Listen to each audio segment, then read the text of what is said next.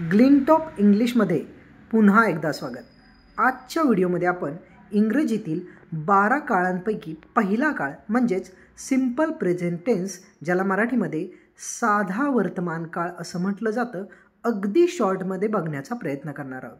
सुरुवातीला आपण त्याचं स्ट्रक्चर किंवा फॉर्म्युला पाहू. Yes plus V S ES plus object. या फॉर्म्युल्यामध्ये यसचा अर्थ सब्जेक्ट म्हणजेच कर्ता, व्हीचा अर्थ वर्ब म्हणजेच क्रियापद ज्याला यस किंवा ES प्रत्यय लागतो, आणि ओ म्हणजेच ऑब्जेक्ट ज्याला आपण मराठीमध्ये कर्म असं म्हणतो. आता हा काळ समजून कसा घ्यायचा याच्याशी संबंधित काही अगदी सोपे नियम आपण बघणार आहोत.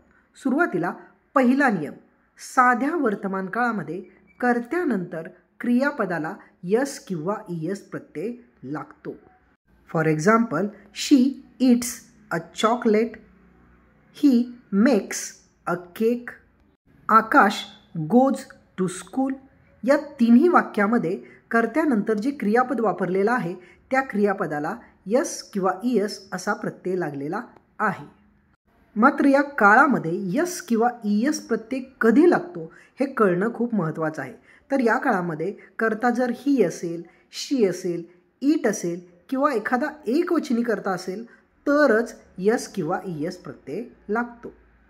नियम नंबर 2, साध्या वर्तमान काळामध्ये आय, दे, वी, यू किंवा एखादा अनेकवचनी कर्ता असेल तर कर्त्यानंतर क्रियापदाला यस किंवा ES प्रत्यय लागत नाही.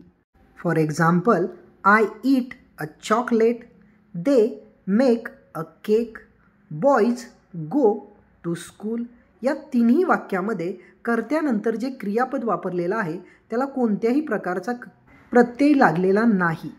नियम नंबर 3, सार्वजनिक सत्य ज्याला आपण युनिव्हर्सल ट्रुथ्स असं म्हणतो, हे सांगण्यासाठी नेहमी साध्या वर्तमान काळाचा वापर केला जातो. For example, the earth revolves around the sun म्हणजेच पृथ्वी सूर्याभोवती फिरते.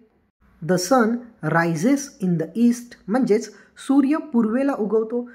थोडक्यात सार्वजनिक सत्य या अशा गोष्टी असतात ज्याचा काळ आपण बदलू शकत नाही.